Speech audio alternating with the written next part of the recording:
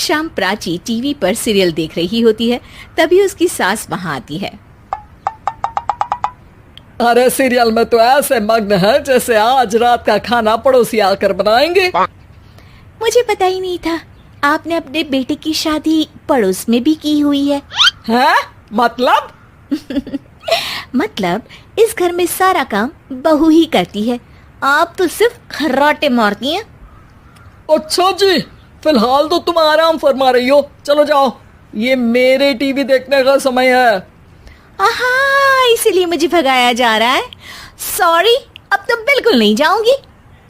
प्राची की इस बात पर दोनों सास बहू के बीच टीवी रिमोट के पीछे बच्चों जैसे छीना झपटी शुरू हो जाती है, जिसके बीच श्लोक भी काम से घर वापस आ जाता है।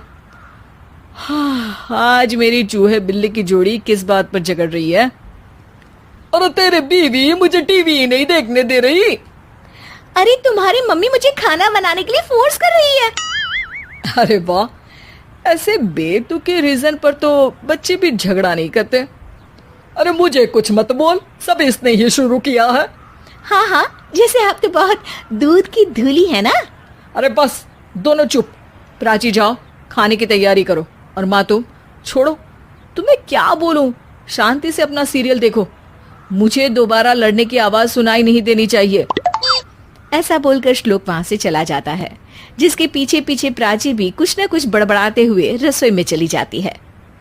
हाँ हाँ, सासू जी को तो कुछ बोलेंगे ही नहीं, बस मुझ पर ही हुक्म चलता है, खाना बनाओ, जैसे मैं इनके घर में खाना बनाने के लिए आई हूँ। इसी तरह शाम बीतती है और रात को श्लोक और प्राची की सास खाना खाकर सोने चले जाते हैं, लेकिन प्राची गुस्से में कुछ खाए बिना काम में ही लगी रहती है। इस घर में किसी को घंटा फिक्र नहीं पड़ता, मैं खाऊं या भूखी रहूं। प्राची कुछ देर के लिए रसोई से बाहर जाती है और जैसे ही वापस आती है तो वहां दूध का भरा ग्लास देखकर हैरान रह जाती है। फिक्र पूरी है, बस दिखाना नहीं है। प्राची दूध पीकर सोने चली जाती है और अगली सुबह एक बार फिर सास बहू का कार्टून नेटवर्क स्टार्ट हो जाता है। ये तुमने ही किया है। अरे अजीब जबरदस्ती है, मैं बोल रही हूँ मैंने कुछ नहीं किया। दोनों ने मिलकर पूरे घर को पागल खाना बनाया हुआ है। यहाँ कोई नॉर्मल इंसान तो रह ही नहीं सकता, इसीलिए अब पड़ोसी क्या रिश्तेदार भी घर आने से कतराते हैं। और सुन बेटे, तू भी चंगा, तेरी माँ भी चंगी, तेरी बीवी भी चंगी, रिश्तेदार। हाँ जी, आपको नहीं पता क्या, गंगाधर ही शक्तिमान है, रिश्तेदार ही। हाँ हाँ, बस समझ गया। कभी जानवरों जैसे लड़ेंगी तो कभी जुगलबंदी करेंगी। भाई मैं आप दोनों के बीच में नहीं फंसना चाहता। सास बहू की इस मनमौजी जोड़ी से परेशान होकर श्लोक अपना सिर खुजलाता वहां से चला जाता है। चलो अब मैं भी कीर्तन में जा रही हूँ।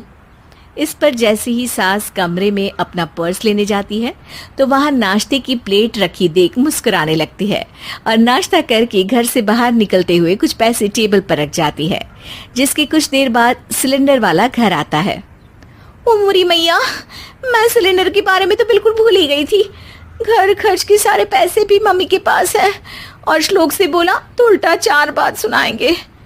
प्राची ये सोच ही रही होती है कि अचानक उसका चेहरा चमक उठता है और वो घर में आकर इधर उधर देखने लगती है। तभी उसकी नजर टेबल पर रखे पैसों पर पड़ती है, जिन्हें वो सिलेंडर वाले को दे देती है। ये सब श्लोक देख लेता है। अच्छा बेटे, इतना बड़ा घोटाला, सबके सामने मैं तेरी दुश्मन और पीठ पीछे तेरी मेरी यारी। इस पर श्लोक एक प्लान बनाता है और शाम को सब एक साथ बैठे होने पर बोलने लगता है। माँ, तुम दोनों की बहुत लड़ाई होती है, इसलिए मैं सोच रहा हूँ कि प्राची को उसके घर छोड़ाऊं, इससे वो भी खुश रहेगी और तुम भी। अचानक श्लोक की ये बात सुनकर सास बहू शौक से उसकी तरफ देखती हैं। अरे ऐसे कैसे घर छोड़ाओगे, मुझे कहीं नहीं जाना। अरे तुमने बोला नहीं पर मैंने सुन लिया, तुम्हें मम्मी के साथ रहना अच्छा नहीं लगता, मुझे पता है। अरे वो अरे, जब बहू खुद कुछ काम बोले तो वो तुझे सुनता नहीं, और अब जो इसने बोला ही नहीं वो तू समझ गया। जब उसे नहीं जाना तो फिर जबरदस्ती क्यों कर रहा है? अच्छा, फिर आपको मौसी के घर छोड़ाता हूँ, बस अब आप दोनों एक घर में एक छत के नीचे नहीं रह सकती। मैं इस टॉम एंड जेरी की जोड़ी को और नहीं झेल सकता। है? ऐसे कैसे नहीं रह सकते? तुम्हें इतनी दिक्कत है तो तुम्हारा बोरिया बिस्तर पैक कर देती हूँ, लेकिन मम्मी जी कहीं नहीं जाएंगी। बिल्कुल यही सुनना था मुझे। अगर दोनों में इतना ही प्यार है फिर हर वक्त ये लड़ाई का नाटक क्यों करती हो?